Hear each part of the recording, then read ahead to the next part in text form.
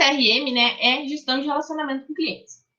E aí, Ronald Swift, que é vice-presidente da NCR Corporation, a gente vai ver alguns pontos que ele elenca da importância, né, de ter dentro do CRM, dentro da gestão de pessoas. Da gestão de pessoas, não, desculpa, da gestão de clientes. Quando a gente fala de gestão de pessoas, a gente principalmente pensa nos colaboradores dentro da organização, né? Não que os clientes não sejam pessoas. Mas gestão de clientes. Segundo ele, gestão de relacionamento com clientes é uma abordagem empresarial destinada a entender e influenciar o comportamento dos clientes por meio de comunicações significativas para melhorar as compras, a retenção, a lealdade e a lucratividade deles. Então, essa gestão de relacionamento serve para a gente entender o cliente e aí guiar eles, influenciar a forma que eles vão agir e vão se comportar, né? Nessa imagem dessa seta aqui, existe um líder ali na frente e todos estão se direcionando no sentido do líder. Por quê? Porque ele está mandando? Não.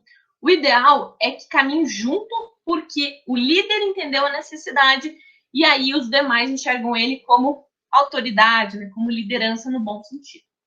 Lembra que a gente falou na aula passada, na aula de ontem, né? Sobre a importância do nosso cliente enxergar a liderança, enxergar que a gente tem conhecimento sobre algo. E como que a gente faz isso? Com comunicações significativas. Lembra que eu falei, não adianta a gente ter uma conversa toda enrijecida com uma pessoa que não está compreendendo os termos que a gente diz. É mais importante a gente comunicar e ter certeza que o outro entendeu do que falar um monte de coisa bonita e o outro ficar perdido. E aí olhar, meu Deus, o que eu estou fazendo aqui? Né? Então, assim, comunicação significativa. É muito importante que vocês entendam a importância de comunicação significativa nesse ponto. Porque comunicação significativa é quando o outro se sente parte daquela conversa. O outro consegue interagir com você.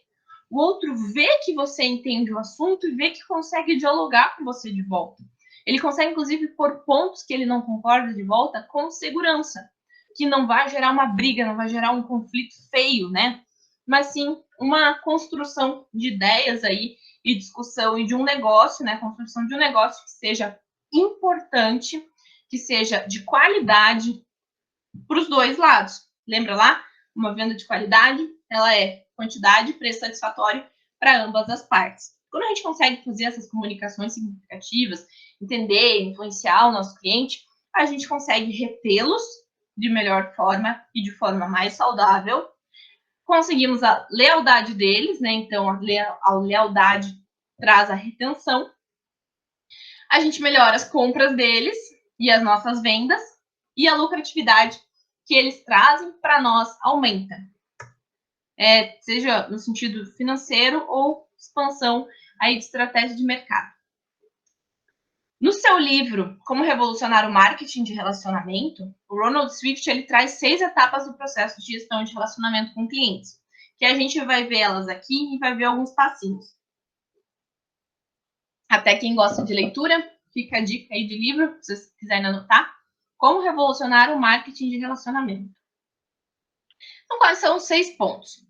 Descobrir clientes, conhecer os clientes, manter o relacionamento com os clientes, verificar se receberam mesmo o que a gente prometeu, assegurar que eles recebam o que eles realmente desejam em todos os detalhes e assegurar que ele se mantenha na empresa, que ele fique retido conosco, né? Se torne um cliente aí agora e sempre. Então, qual que é o primeiro passo, né? Vamos ver um a um aqui. Qual que é o primeiro passo? Descobrir clientes, prospecção de clientes. Lembra lá da primeira, das tarefas de vendas, das aplicações de marketing, que a gente tinha prospecção de clientes como a primeira na linha? Então, é o momento que nós estamos descobrindo os clientes. E aí, o que a gente faz? Define um perfil ideal. Lembra que a gente teve uma aula lá sobre persona? Lembra que nós conversamos qual era o nosso produto, qual era o nosso público-alvo, onde que a gente queria chegar, como que a gente definiu a persona? É importante nesse momento isso. Ele é um passo a passo, ele é um caminho. Por mais que a persona estava lá na aula de empreendedorismo, ela caminha junto na aula de vendas e de marketing. Então, a gente já aprendeu como que definir um perfil ideal de cliente para o nosso negócio. Segundo passo vai ser segmentação. Já teve aula também sobre segmentação, como é que a gente faz para segmentar esse nosso perfil. Tem um bichinho me atacando aqui. Como que a gente faz para definir esse perfil? Defina a lista de prospects, né? Possíveis clientes que a gente pode ter aí no nosso negócio. Aí, depois que você fez essa lista de prospects, você entra em contato com eles. Que seja lá, né? Se você tem aí um negócio de... Vamos pensar numa coisa aqui. Numa ideia. Eu não quero dar exemplo dos negócios de vocês. Eu acho que vai que vocês não gostem, né? Vamos imaginar que eu tenho uma floricultura, tá? Vamos imaginar. Não sei se alguém aqui tem floricultura, mas vamos imaginar que eu tenho uma floricultura. E aí eu tenho um perfil ideal e minha floricultura ela quer trabalhar com casamentos. O meu perfil é, né, um cliente lá que sonha ter um casamento luxuoso, cheio de flores, cheiroso, toda a história lá da persona, vamos imaginar a persona definir. Aí a gente segmenta. Como é que eu posso segmentar isso? Tá, eu sou de Guarapuava. Então, o meu intuito agora é atender primeiro as pessoas de Guarapuava, né? Vou buscar primeiro os possíveis clientes que eu possa ter, né, em Guarapuava. Faça a lista de prospectos. Quem que podem ser os meus prospectos? As futuras noivas, né? As futuras noivas não, né? Noivas. E também, claro, futuras noivas pode ser, porque a partir do momento que você começar a fazer a divulgação, noivas e noivos, né? Não excluindo eles também, que tem interesse aí em casar futuramente, às vezes já começam a fazer aquela construção da ideia do casamento. Mas a minha lista de prospectos, quem que eu posso buscar? Buffet, fazer contato com buffets. Fazer contato com quem mais? Fotógrafos. Fazer contato com organizadores de evento. Como é que é o nome daqueles do pessoal que organiza essas festas? Agora eu não lembro. Mas, né, todo mundo conhece, por exemplo, a Cross Formaturas. Fazer contato com a Cross, falar que eu tenho uma floricultura especializada em casamento e tal. E aí eu entro em contato com eles, faço essa lista e entro em contato com eles. Aí depois que eu fiz essa lista, entro em contato com eles, vou fazer um acompanhamento ali para qualificá-los então, né? Se, por exemplo, lá eu conseguir contato com um dessas empresas aí, no organizador, tá? E ele se interessou na minha floricultura, no que eu tenho para oferecer.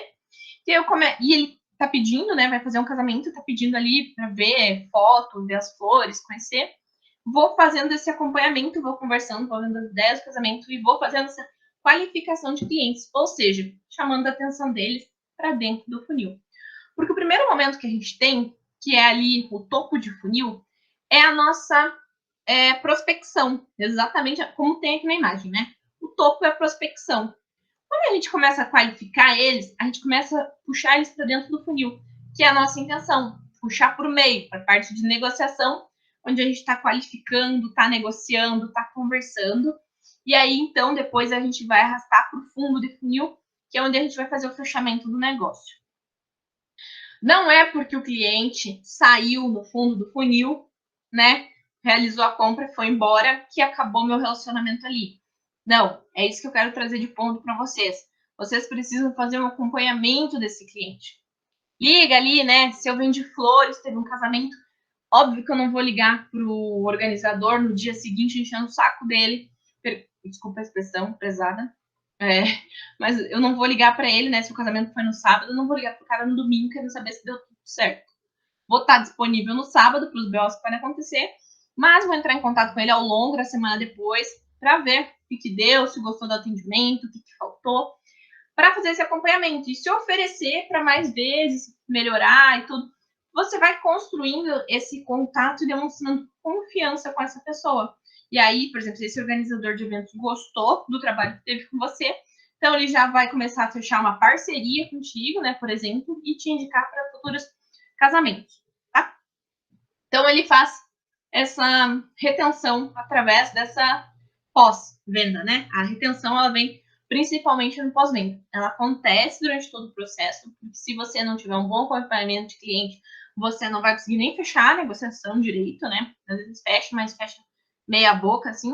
Mas se você fizer um bom acompanhamento, você vai sair lá no final com um cliente fidelizado para você. Cuidado! Apesar de que, por exemplo, lá, eu tenho a floricultura aqui e eu estou focada em casamentos, não quer dizer que eu não posso buscar novos mercados, tá? Eu estou atendendo muito bem em casamentos e bacana, só que eu vou buscar sempre ampliar, porque pode chegar um momento em que esse negócio começa a dar errado. Por exemplo, vai que acontece uma pandemia, né? Como aconteceu ali em 2020.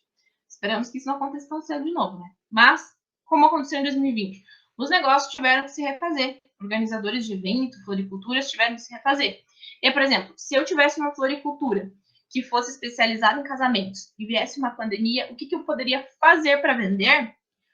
Buscar um novo mercado. Qual o novo mercado? Pessoas que estão presas dentro de casa e que querem que o ambiente esteja mais alegre, porque está todo mundo triste, preso dentro de casa. Então, o que eu foco? Decoração interna. Não estou saindo, não tô quebrando o meu segmento, tá? Eu estou explorando novos mercados. Estou mudando completamente meu produto? Não necessariamente. Mas eu estou buscando novos mercados para que eu não fique sem opções nunca, tá? Um exemplo disso é o GPS. Primeiro de tudo, né? O GPS atendia, a tecnologia GPS era disponibilizada ali para atender mapeamento por satélite, empresas, mapeamento por satélite, mineradoras e grupos militares. Aí eles tinham lá esse perfil de cliente ideal definido e eles achavam que era para eles que tinham que vender.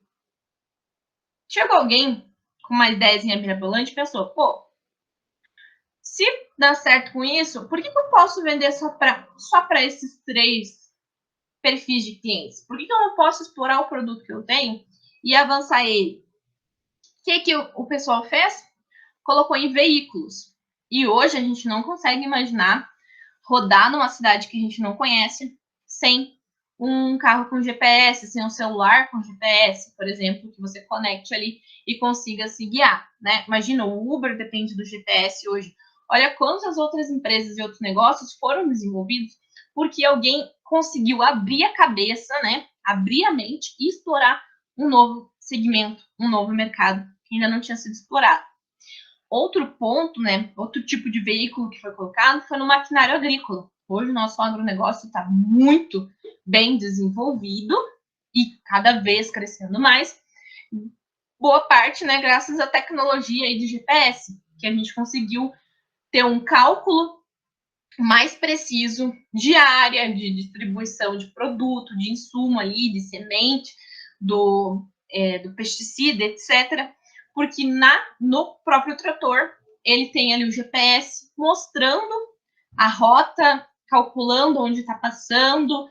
Então, tudo que a gente, imagina tudo que a gente conseguiu aprimorar hoje nos nossos serviços, graças à ideia de alguém colocar um GPS em veículos, tá? Olhem para os negócios de vocês. Teve aula de segmentação, onde eu bati bastante na tecla de segmentar o negócio. Não tenta abraçar o mundo com os seus braços de primeira. Defina um segmento, mas não fique enrijecido dentro desse segmento. Quando você estiver firme, fixado ali, de uma forma assim, segura para atuar, você começa a explorar novos mercados, tá? Por quê? Porque pode acontecer do teu produto ou teu serviço, uma hora deixar de ser útil para os clientes que você tem hoje. E aí você precisa ter um novo produto ou serviço para oferecer. A dica que eu deixo de e-book para quem gosta de ler, né? É o Guia da Prospecção. Como gerar leads qualificados e prontos para comprar. Ponto 2 do Ronald Swift, dentro do seu livro. Trate clientes diferentes de formas diferentes. Professora, mas eu fiz uma persona e segmentei. Tudo bem. Mas lembra que eu falei que é muito difícil a gente compreender o ser humano? Porque cada pessoa é única e por mais que você... Cheio de bichinho aqui, né? E por mais que você coloque 2 pessoas vivendo pelas mesmas situações, elas vão reagir de formas diferentes. Então, clientes diferentes você trata de formas diferentes. Não quer dizer que porque um cliente você vai ser simpático e com o outro você vai ser estúpido. Óbvio que não é isso. O que eu quero dizer é, dê atenção que aquele cliente precisa naquele momento. Por exemplo, se eu entro num dia, tá? Numa loja de calçados, comprar um tênis e eu tô com muita pressa, eu quero que o vendedor entenda que eu tô com pressa e mostre as opções conforme o que eu chego e descrevo, tá? Então ele não vai ficar puxando um monte de calçado lá se eu disser para ele assim, ó, eu quero um tênis com a sola preta porque o meu problema é sujeira, não gosto de ficar lavando toda semana ou não gosto de mancha no meu calçado e eu quero um tênis que seja confortável, bom para caminhada, bom para passar o dia, não seja pesado e não tenha cadarço, tá? Chego lá e faço essas especificações. O vendedor, o que a gente espera é que ele entenda isso e te mostre as opções que tem. Por mais que sejam 3 opções numa loja de 1000 calçados, mas que mostre as opções que tem. Quando ele começa a trazer lá, mas tem esse com essa sola branca aqui, mas ele é confortável. Mas tem esse com essa sola aqui. Eu sou uma pessoa, particularmente, se eu tô com pressa, eu me estresso e vou embora, né? Eu acredito que algumas pessoas também mais sejam assim. Mas se eu tô com tempo, eu quero sentar na loja e daí eu vou conversar até de forma mais devagar para a pessoa entender que eu tô de boa e que eu não tô com pressa. Então ela pode me mostrar 30, 50 calçados que eu vou conversar com ela, que eu vou fazer brincadeira com ela, que eu vou comentar sobre alguma coisa com ela, vou tentar gerar assunto, dar essa abertura para conversa. E daí sim, eu quero que ser atendido com mais tempo. Peguei dois pontos bem extremos aqui, mas me usei como exemplo para vocês entenderem que a mesma pessoa pode ser clientes diferentes em dias diferentes, tá? O CRM, essa gestão de clientes, te permite consultar o histórico de interações com aquele cliente. Por exemplo, a ferramenta CRM mesmo, você consegue ver ali, a Júlia comprou um tênis da Via Marte no dia 28 de maio, e depois a Júlia comprou outro tênis da Via Marte no dia 31 de outubro, e daí depois ela comprou um Olímpicos. Então a Júlia tem um padrão. Ela comprou, ela comprou todos os tênis eram de caminhada de conforto. Então ela prefere esse tipo de tênis. Como que ela pagou? Ela parcelou em 10 vezes no cartão de crédito. Ela não fez carnê. As 3 vezes, 2, 3 vezes que ela comprou, foi oferecido carnê, ela não quis. Eu vou continuar insistindo em oferecer para essa pessoa? Não, né? Posso até comentar que tenho, quando ela voltar lá, para ver se gera interesse nela, mas não vou ficar aquela coisa que acontece a gente entrar numa loja, por exemplo, e a pessoa fica assim, você já fez o cartão da loja? Você já fez o carnê da loja? Eu falo, não. Tem interesse? Não. Mas hoje tá com tanto. Não quero, obrigado. Mas se você fizer, chega, sabe? Chega, eu já falei que eu não quero. Não seja persistente, tá me tirando sério. Com certeza, vocês já devem ter passado por esse tipo de situação também. E aí, é o tipo de vendedor que a gente acaba fugindo, né? Que as pessoas têm tanto medo, que é o vendedor mala. Então, consulte o histórico do teu cliente, principalmente você aí que atende com clientes com hora agendada, você já consegue consultar antes dele chegar no estabelecimento e saber qual a preferência que ele tem. Muitas vezes a gente acaba abraçando um vendedor, né? Se fidelizando ao vendedor porque ele já entendeu o seu jeito. Ele está acostumado a vender para você, sabe do que você gosta. Então você chega lá e você sabe que você vai ter atendido como você queria, né? Então, esse é o toque de humanidade, é atender cada cliente da forma que ele gostaria de ser atendido, sem tirar da reta os teus valores da tua empresa. Claro, né? A empresa tem valores, você vai respeitá-los, você vai seguir os seus valores, mas cada pessoa é única. Através das redes sociais, né, a gente consegue descobrir as preferências desses clientes e ter uma ideia de como tratá-los também e perceber entre eles hobbies, perceber coisas que eles têm em comum, alguns grupos de clientes. Isso vai ficar mais fácil para a gente gerar assunto no momento da abordagem, né? E do atendimento ali, que fazem parte do processo de vendas que vocês viram lá nas aulas que estão postadas. E aí, quando eu consigo compreender os hobbies dos meus clientes, ver algo em comum deles, eu consigo pensar em desenvolver mais a fundo um marketing de experiência, criando um workshop, tá? O marketing de experiência, ele... Como que você faz ele, né? Você encontra interesses comuns de alguns clientes e relaciona com o que a tua empresa vende no momento, tá? A partir disso que a gente cria o marketing de experiência. E aí tem o termo client share, que é olhar cada cliente como único e entender o percentual de relevância que aquele consumidor individual dá para determinado produto ou serviço, tá? São dois temas aqui que eu trago que vão entrar junto ali dentro do workshop que eu falo para vocês, mas só para vocês saberem o que é cada um. Mas é basicamente isso. Você olha cada cliente como único e entende qual a relevância que ele dá para aquele produto que você tem, e você encontra esse padrão em alguns clientes teus. A partir disso, a gente consegue desenvolver um workshop. O que é workshop? É um marketing de experiência, né? Vamos supor que eu venda facas, talheres voltados para restaurantes, para churrascarias. E aí eu percebo que boa parte dos meus clientes é interessado em churrasco realmente, né? Eles, não só os que têm estabelecimento, mas os clientes que compram, né, do varejo também. É varejo, né, gente? Nossa, agora é atacado e varejo. Agora me deu um nozinho na cabeça.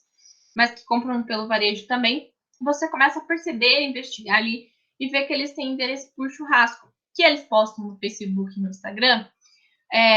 Reels comendo carne, postam vídeo de uma carne assando, de carne no ponto, enfim, né?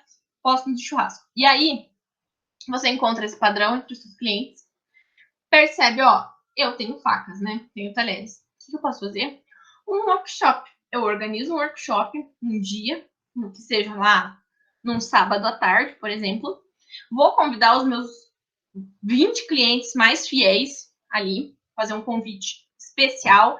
Não é só mandar uma mensagem lá no WhatsApp ou um e-mail. Gente, e-mail não, né? Por favor. Quem que abre e-mail geralmente cai em spam e aí nem vê. Mas liga ou vai pessoalmente, entrega com um convite, não custa nada você fazer um cartãozinho, entregar um cartãozinho, convidando esses teus 20, dê uma ideia de 20 clientes para não fugir muito no orçamento, né? Convidando eles para participar do workshop com uma pessoa especialista em assar tal carne específica. Vamos pensar, o que a gente tem aqui em Guarapuava de diferente? Soquete, tá? Vai fazer lá o prato ou a carne, como é que eles... Eu conheço na minha terra por carne no pau, que é a carne moída na ripa. Tem aqui também. Então, pega uma pessoa que sabe fazer isso e vou levar para um workshop. E aí ela vai estar mostrando para esses meus clientes que eu convidei como que faz aquela carne, como que assa aquela carne, como que prepara aquela carne. E aí, é óbvio que eu não vou estar ali vendendo os meus talheres naquele momento, dizendo, ó, compre, tô fazendo workshop para vocês. Não. Mas a pessoa que vai estar fazendo vai estar dando esse curso, vai estar utilizando os meus materiais da minha empresa. Então, isso vai ativar gatilhos no cérebro de quem está assistindo e vivendo aquela experiência positiva. Além de relacionar com o teu negócio, com a tua empresa, vai estar enxergando ali, né, os teus produtos, a qualidade dos teus produtos, vai estar lembrando de um dia maravilhoso que ela teve, de pontos que ela aprendeu, vai estar se sentindo pertencente ao grupo, porque todos que estão ali vão estar interessados, estão conectados por um interesse em comum. Então, lembra lá, se sentir amado, ter liberdade, se sentir pertencente, tudo isso que a gente falou do branding, a gente consegue usar branding dentro de workshop também. E aí, esses gatilhos aí ativam esse marketing de experiência positivo, né? Porque a gente vai ver que os drivers de consumo têm níveis. O driver de consumo mais importante, mais relevante para nós, para qualquer ser humano, é a opinião própria. Então, assim, quando eu vou fazer uma compra, se eu tenho uma opinião própria sobre aquele produto ou aquele serviço, ela vale muito mais do que a opinião de conhecidos. Então, primeiro, opinião própria. Segundo ponto, vem a opinião de conhecidos. Terceiro ponto, de desconhecidos. Quarto ponto, né? Quarto nível ali, canais de informação de nossa confiança. E em quinto nível, os anúncios. Então, veja aí, o marketing de propaganda, de distribuir folder, de pôr na rádio, de pôr na televisão, ele tá ali nos níveis mais baixos, né? De anúncio e de canais de informação da nossa confiança. E aí vai subindo. E como que a gente gera o driver de consumo mais relevante para o ser humano, que é a opinião própria, através de workshop. Por exemplo, né? Workshop é uma das técnicas de fazer marketing de experiência, mas a gente consegue desenvolver o driver de consumo de opinião própria a partir de marketing de experiência, tá? Fica aí a ideia para vocês pensarem nos negócios de vocês, o que vocês poderiam desenvolver para os clientes de vocês, para chamar a atenção deles, para mostrar para eles que, né, 3 pontos. Que o teu workshop, que o teu negócio de verdade, ou seja, demonstre autenticidade, não fica copiando o que todo mundo já faz, tá? Se teu 2 concorrentes virou moda fazer um workshop de tal coisa, todo mundo está fazendo agora. Essas pessoas já tiveram aquela experiência. Tenta se diferenciar nesse ponto, né? Tenta trazer uma experiência única para ela que os outros não tiveram. Demonstre autenticidade. Demonstre que você quer que todos participem. Não porque você quer fazer volume no teu workshop, que você quer mostrar que tem 50 pessoas lá dentro. Não. Mostre que você é fiel com quem é fiel com você, que você é recíproco. Isso gera confiança nas pessoas. É muito mais, negócios são muito sobre pessoas, sobre como elas enxergam vocês. E o terceiro ponto é criar valor, né? Os participantes precisam enxergar algo que eles valorizem. No caso do workshop que eu sugeri, é o aprender a assar carne, a comer carne, a ver a carne sendo preparada. Esse é o que eles valorizam. Não é o talher que está ali, que é o teu negócio. É aquele interesse em comum pela carne, por exemplo, tá? E aí você insere o teu produto ali em evidência, deixa ele aparecendo, mas sem ficar dizendo, ó, eu vendo por 200 essa faca aqui. Mas hoje, só hoje, porque o workshop, ela tá custando R$180. Isso já tá saturado, já perdeu a graça. Mas não quer dizer que não seja interessante você fazer o workshop e dali que seja uma semana, 10 dias, avisar cada uma dessas pessoas que participou que por elas terem participado, elas ganham um desconto especial, né? Em alguma coisa. É diferente, é um pós, né? É um pós-experiência positiva. Não estou trazendo vocês aqui hoje para vocês saírem adquirindo produtos de mim, né? Então, prestem atenção nesse ponto. Terceiro, traz para nós manter o relacionamento com clientes. Seja autêntico e não um vendedor mala. Lembra que eu falei, né? Do cara chato que fica tentando te empurrar ali o carnê da loja e você já disse várias vezes que você não quer. Ninguém gosta de vendedor chato. Gostam de pessoas que têm personalidades únicas e que agem com você, não como se tivessem decorado um roteiro, mas enxergam você como ser humano e gostam de interagir com você. Dicas para a gestão de relacionamento com clientes. Defina um objetivo, relacionamento com clientes. Relacionamentos têm que ser autênticos e o seu cliente sabe se está sendo autêntico ou não. Tente só ajudar o cliente a resolver as dores dele, sem ficar esperando algo em troca. Pergunte a si mesmo, como que eu posso ajudar essa pessoa? Procure pontos em comum, seja atencioso e compartilhe assuntos que são do interesse do teu cliente, né? Para criar conexão, aí você identifica hobbies, esportes, educação. Eu tenho um amigo e foi colega de faculdade que às vezes a gente eu até trago ele em entrevista em algumas turmas, mas ele comentou que assim, quando ele estava trabalhando direto com o público, ele é São Paulino, né? Mas chegava um homem na loja para ele vender um plano de telefone, ele perguntava pro cara, né? Qual que é o teu time? Dava um jeito de tocar no assunto futebol. O lance dele era esporte. Qual que é o teu time? Eu sou flamenguista. Pô, cara, eu também sou flamenguista. Nessa hora, ele era o que a pessoa que estivesse comprando fosse. Ou se fosse aí um outro tipo de situação que ele identificasse no cliente um outro perfil, ele poderia chegar e dizer, né, o que você é? Sou, sei lá, deixa eu pensar no time aqui. Sou colorado. Ele dizer, puxa vida, cara, não vai dar certo, não posso negociar com você. A pessoa olha assim, né? Eu tenho aquele impacto, eu sou gremista. Isso é uma brincadeirinha que ele pode utilizar para, digamos assim, apimentar esse primeiro contato, para dar uma quebra de gelo nesse primeiro contato. E aí os dois vão dar risada, vão brincar. E aí ele fala, e aí vão conversar sobre esporte, vai gerar assunto em torno de esporte, em torno de futebol. E no final das contas, de uma boa conversa, a pessoa vai gostar dele e aí vai acabar comprando com ele o plano que ele oferecer, tá? Isso é gerar assunto com os teus clientes. Não traga fofocas e boatos, isso não transparece confiança.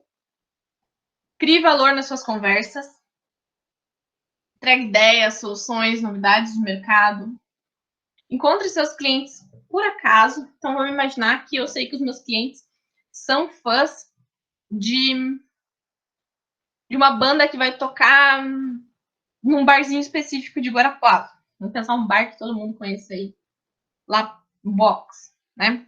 Vai ter uma bandinha de pagode lá no box no domingo. E aí, eu sei, porque eu vi o perfil dos meus clientes, que eles gostam de pagode. Então, eu posso ir lá com os meus amigos e curtir um pagode. E encontrar, por acaso, esses meus clientes lá. Cumprimento, converso, tomo uns drinks com eles e vou embora. Tranquilo, porque foi uma passada de final de semana. Isso, depois essa pessoa vai lembrar, esse cara é legal. Por quê? Porque ele estava no pagode, eu também gosto de pagode, ele gosta de pagode, esse cara é legal. Essa pessoa é legal, essa mulher é legal. Vou, né, começo a construir uma ideia interessante, uma ideia atrativa em torno dessa pessoa. Eu lembro, e eu não sei se eu já contei para vocês, que quando eu morei lá em Torres, o senhor que trabalhava lá dentro da Chevrolet falou para mim que os negócios de carros, de veículos, não são fechados dentro da loja, são fechados na beira da praia no final de semana, no aniversário de alguém, numa festa, num barzinho. As vendas são realizadas lá fora com os contatos que as pessoas têm lá fora e não dentro do estabelecimento. E quando eu entendi isso, foi muito verdade. Esses negócios grandes geralmente não acontecem dentro do escritório. Que é o nosso network, né? Você ir para a rua. É importante que você não fique intocado dentro de casa, que você seja social para que as pessoas te vejam como alguém interessante de manter contato, tá? Faça follow-up, mande WhatsApp comentando sobre esse evento, né? Então, o pessoal, quando encontrar essa pessoa na rua, no estabelecimento, não vai, e aí, o que você achou daquela banda lá, aquele dia que a gente estava? Tava legal o clima, né? Tava calorzinho, deu para tomar uma cerveja, deu para curtir. Conversa sobre esse assunto e a pessoa vai cada vez mais se encantando por você. Sabe quando a gente usa o processo de tentar encantar alguém para namorar essa pessoa? É quase na mesma ideia. Tem gente que vai dizer, putz, tô lascado, né? Porque eu sou muito ruim nisso. Mas não é bem assim. É tudo persuasão. É tudo você ir desenvolvendo a técnica. Quando você consegue desenvolvendo isso, você vai se tornando um melhor vendedor. O brasileiro, via de regra, é um bom vendedor, né? Nós temos esse jeito mais aberto, mais suave, mais brincalhão de falar. E isso nos torna melhores vendedores. Tenha em mente assuntos que não falham, saúde, riquezas, crianças, por exemplo, né? Por exemplo. E seja uma pessoa com uma pessoa interessante, construa uma marca pessoal. Como que eu posso desenvolver uma marca pessoal minha? Respondendo as duas perguntas a seguir, que aí eu deixo para vocês pensarem. O que os outros pensam quando ouvem falar de mim? O que me transforma em alguém diferente do comum? Eu gosto de citar como exemplo que eu assisti de uma advogada, quando ela era estagiária de um escritório, ela estava na faculdade, né, estagiária, estava estudando direito, e aí ela usava sapatilha, ela usava vestido, cores neutras, rosinha, azul bebê, cores claras. Ela usava uma maquiagem clara, usava o cabelo sempre soltinho, sempre daquele jeitinho mais princesa, né? E aí, quando ela fez o teste de abrir o perfil dela lá no Instagram e colocar nos stories lá, o que vocês pensam quando ouvem falar de mim? Qual a primeira palavra que vem na sua cabeça, por exemplo? E as pessoas mandaram muito para ela assim, delicada, um amor de pessoa, querida, muito simpática. E aí foi quando virou a chave na cabeça dela. Ela disse, puxa vida, eu tô me formando. Quem é que quer uma advogada delicada, simpática, querida e um amorzinho de pessoa? Isso combina com a minha profissão? Por que as pessoas pensam isso de mim? Olhou, né, o roupeiro e disse, puxa vida, olha a imagem que eu tô transparecendo para todo mundo. Vou arrumar isso, vou tornar o perfil da minha profissão. O que ela fez? Ela mudou a personagem profissional dela e de pessoa mesmo, de convívio, trocou por cores fortes, por batom vermelho, por salto alto, bico fino, por terno. O que isso causa nas pessoas quando você vê alguém vestido dessa forma? Qual que é o primeiro impacto que te causa? O primeiro impacto que te causa? Aquela pessoa é autoconfiante. Nossa, olha lá, né? Veja só, poderosa. Você não espera isso de um advogado? Você não espera que alguém que entre no tribunal transpareça medo, né? Digamos assim, para os que estão lá dentro? Toque o terror lá dentro? Você não prefere alguém que transpareça isso ou alguém que seja mais queridinho para te defender? Dentro da profissão dela, ela entendeu que a necessidade da mudança do perfil pessoal dela era importante. E aí, hoje, ela é uma advogada bem, bem conhecida. Mas, pense aí, vocês estão vestidos conforme a profissão de vocês? Vestidos conforme o negócio de vocês? Falando nos termos dos negócios de vocês? Conversando no mesmo linguajar que os clientes de vocês? Tá na hora de pensar, então. E o segundo ponto, né, o que me transforma em alguém diferente do comum. Se eu ou o meu negócio não existisse hoje, se eu sumisse do mapa hoje, que impacto que traria no mundo? Se eu, Júlia, sumisse hoje aqui, que impacto que traria no mundo? Eu sei o impacto que eu traria. Vocês sabem o impacto que vocês trariam no mundo se vocês não existissem hoje? Se o negócio de vocês não existisse hoje, qual o impacto que teria com os clientes de vocês, com a região que vocês moram? Esse tipo de resposta é mais para vocês mesmo, né, pessoal, identificarem e conseguir desenvolver a marca pessoal de vocês, que tem muito a ver, porque o que eu falei? Vocês são a cara da empresa de vocês, vocês são a cara do negócio de vocês. Então, muitas vezes, antes das pessoas enxergarem o negócio, elas enxergam vocês. Vocês são os empreendedores, vocês são os donos. Quarto e quinto ponto que ele traz. Verificar se os clientes receberam o que foi prometido em todos os detalhes. Seu prospect ou lead, que é aquela pessoa que tá na rota, né, tem tendência a ser o teu cliente, tem um perfil alinhado a ser o teu cliente. Então, nesse momento aqui, o teu prospect ou lead se tornou cliente. O vendedor precisa se assegurar, né, que ele vai receber exatamente o que ele quer em todos os detalhes. Mas não só agora, de forma contínua. Se essa pessoa comprou uma casa, como é que eu não vou fazer um acompanhamento se ela está feliz com essa casa? Está tendo que fazer muita reforma? Como é que está isso? Se ela comprou um carro de mim? Se ela comprou um buffet ali para o casamento? Se ela encomendou de mim um... O que a gente pode pensar mais? Se ela levou o notebook dela para fazer manutenção, como que eu não vou ter um contato frequente com essa pessoa? Quando ela aparecer no estabelecimento, sei lá, arrumei o notebook dela. E daí eu também tenho lá a impressão. Geralmente, esses estabelecimentos têm impressão de material também, né? De cópias. Ela arrumou lá, arrumei o notebook. Aí ela volta depois um dia para imprimir umas cópias. Como que eu não vou perguntar se o notebook dela tá bom? Como que eu não vou mostrar para ela que eu lembro dela? Que eu me importo com ela?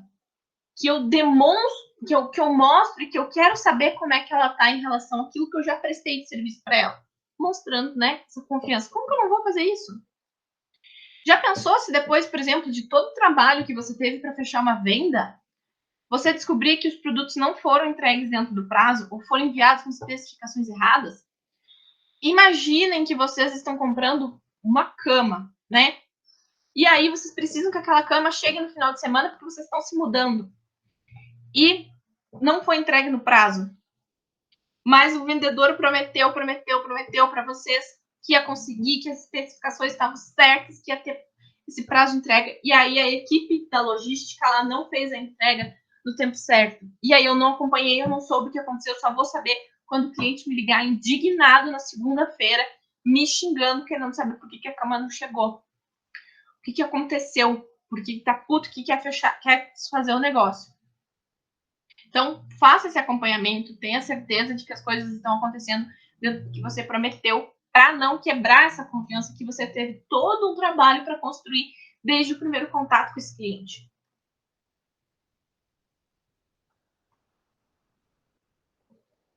Antes a gente focava muito no produto, né? A gente pegava um produto e aí queria que todo mundo comprasse aquele produto. Eu tenho um celular único. O meu celular tem isso, isso, isso. Tem A, B e C. E aí eu quero que todo mundo compre o A, B e C. E aí eu fico direcionando esse A, B e C para todo mundo. Hoje a gente já não dá mais a preferência para o tipo de gestor, para o tipo de gerente, para o tipo de vendedor que faz isso. A preferência que a gente dá é porque põe o cliente em primeiro lugar. Ou seja, ele vai pôr o cliente no centro. Então eu vou sentar com ele, vou ter uma conversa, vou entender qual a necessidade dele. E daí, então, depois de entender a necessidade dele, é que eu vou oferecer o produto conforme o que ele precisa. Não é ficar jogando um produto para cima dele para vender areia no deserto. E sim para vender um produto que vá satisfazê-lo e fazê-lo, né, feliz, fazê-lo mais contente. Então, prefira aí gerentes e pessoas voltadas para clientes. Sexto ponto, que o cliente se mantenha na empresa. Retenção. A gente já falou isso lá nas aulas de pós-vendas, dentro do processo de vendas, para manter clientes dentro do negócio, né?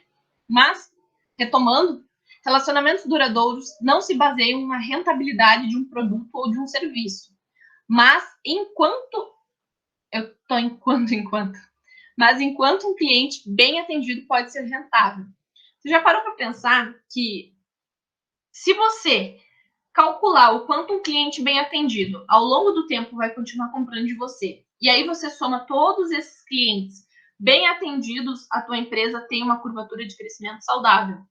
Diferente do que se eu quisesse vender agora, em alta escala, e lá na frente, esses meus clientes que não foram bem atendidos não continuarem comprando. Então, existem duas formas de você enxergar esses negócios, né? A gente tem aí o Brand Equity e o Customer Equity. O Brand, ele é voltado para entender o valor da empresa conforme uma marca que ela tem, conforme os clientes, da forma que os clientes enxergam ela, o valor que eles agregam a ela, simplesmente. E o Customer Equity, que vai somar todos os valores vitalícios de todos os clientes para fazer o cálculo de quanto essa empresa vai valer no futuro. O que é o valor vitalício do cliente? O valor vitalício do cliente é um indicador que vai medir o lucro futuro que um cliente trará, devidamente descontado, né, com desvalorização ou valorização de dinheiro, ao longo do tempo. Então, quanto que o teu cliente que você tem hoje aqui vai valer daqui 5 anos, vai valer daqui 1 ano, vai valer daqui 10 anos. Eu faço essa somatória e eu tenho o Customer Equity da minha empresa, que é uma nova abordagem que está sendo utilizada, tá? É a rentabilidade do cliente, não a rentabilidade do produto. Eu foco na estratégia de longo prazo. Eu foco no ganho de mercado. O que a gente quer? Uma vida toda de parcerias. Esse é o grande segredo da gestão de relacionamento com clientes. Focar no nosso cliente de forma que ele consiga ver que nós queremos ele, e não que a gente quer vender para ele, mas que a gente quer ele dentro do nosso negócio, fechando o negócio com a gente, conversando com a gente, vivendo, né, trocando experiência com a gente por muito tempo. É isso que a gente quer, parcerias.